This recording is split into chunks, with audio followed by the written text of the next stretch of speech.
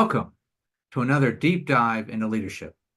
And today we're joined by Jim Torony, President and CEO of HOMA Pump Technology. Jim, in a couple sentences, tell us what you and HOMA Pump Technology does. Sure. And thank you very much for having me, Mike. I appreciate that. My company is about 30 people strong. I run the organization. It's in Ansonia, Connecticut, and we're the master importer and the manufacturer value add functional company that imports the heavy duty German submersible pumps that are manufactured in Neunkirchen, Sielscheid, Germany, which is that's a mouthful. It is indeed. It's in the Cologne area, in North Rhine-Westphalia. And yeah, I mean, basically we build the pumps that keep America's wastewater pumped and purified. Okay, very good. Now you talked about them being submersible pumps. 100%. We believe that there are two types of pumps. There are conventional pumps and submersible pumps, and we have specialized in submersible pumps since 1948, when the manufacturing facility first opened in Germany. Okay. Now, Jim, I know you've got some extensive background in the industry, but from a personal standpoint, what is your why? What's your personal driver for you doing what you do? Sure, that's a great question. Little known fact, but about 80% of the population of the Earth does not actually have access to clean water. Wow. And yeah, and only about 25% of the water that is wastewater that's discharged back into the environment is treated properly. So we build products that support the critical infrastructure. It's really the heart of the process, the pump. That is what moves the wastewater to the treatment facilities. And we really just make the world a better place in doing that. I'm very proud of the impact that we have on the environment. In the United States, there's over 35,000 municipal entities that manage pumping stations. It's a very fragmented, very spread out space, but we're part of that infrastructure. And it is really, it sounds cliche, but we do make the world a better place. And I'm very proud of that. Jim, those are just amazing stats, not in a good way, but just amazing stats in terms of you never really stop to think about how fortunate we are in this country to have clean water as plentiful as it is. That's absolutely correct. And we could owe that to the Clean Water Act in 1972 that created the standards for wastewater that's discharged back into the rivers and streams in the country. And the purification standards are actually higher than the quality of the rivers and streams that it's discharged into. Wow. So yeah, we're very blessed to have that on our side for sure. Against that backdrop, what are your goals as a leader? Well, first, I would like to, in terms of improving things, I always have in mind continuous improvement.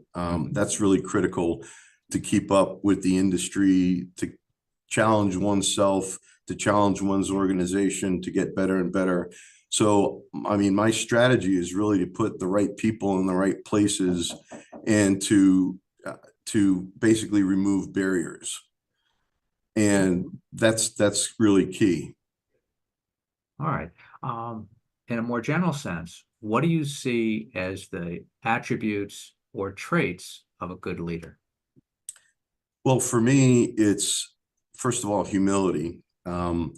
To be a servant leader is really that's part of my DNA, and also to really care about your people, and to create an environment where the people can really support the customers, because at the end of the day, it's our clients that are our main stakeholders. So my opinion of our organization and what we do really doesn't matter. It's our customers' perceptions. And we have a very satisfied customer base, and we continually try to improve upon that. Jim, thank you. And you mentioned servant leader in that, and that is one of the characteristics I see in you all the time. And my compliments in terms of how you epitomize that characteristic of a good leader. But you and I have gotten to know each other over time through our Vistage group. Can you tell me a little bit about what you see as the benefits of belonging to a Vistage peer advisory group?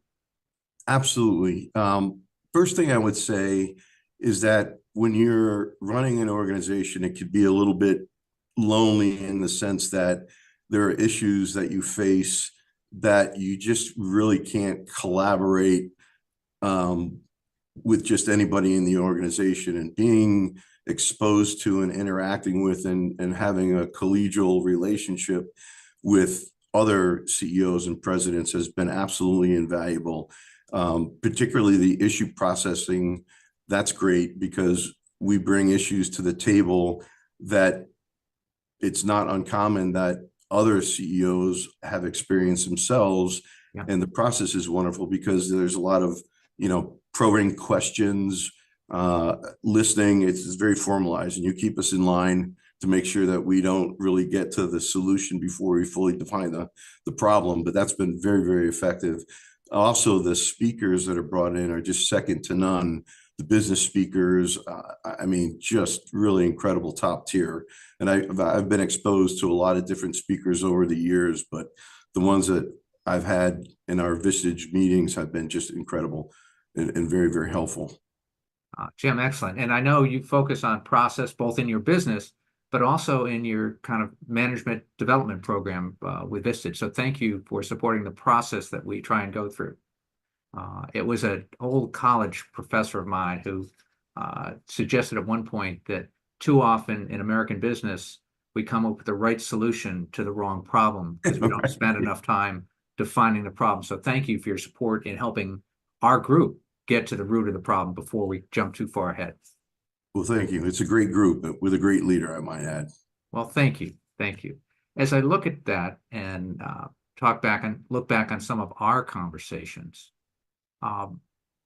when all said and done, when the dust has finally settled on your career, what do you want to be remembered for? What's your legacy? What I would really like to be remembered for is somebody that cared, somebody that made the organization better for having me in it, leaving it in better stead with a sustainable culture of continuous improvement. That's what I would really like to be remembered for. Wow. That's just excellent. And Jim, based on my observations, you're well on the way. So thank you for your contributions to our Vistage group and for your example as being a servant leader. Well, thank you. Thank you for joining us today and sharing your insights on leadership. And thank you for having me. It's a pleasure. And, to our viewers, thank you for joining us today. If you'd like to learn more about HOMA pump technology or Vistage, please reach out. My name is Mike Tetro. I'm an executive coach, and I lead a Vistage peer advisory group for high-performing CEOs. I look forward to seeing you in the future on another deep dive into leadership. Bye for now.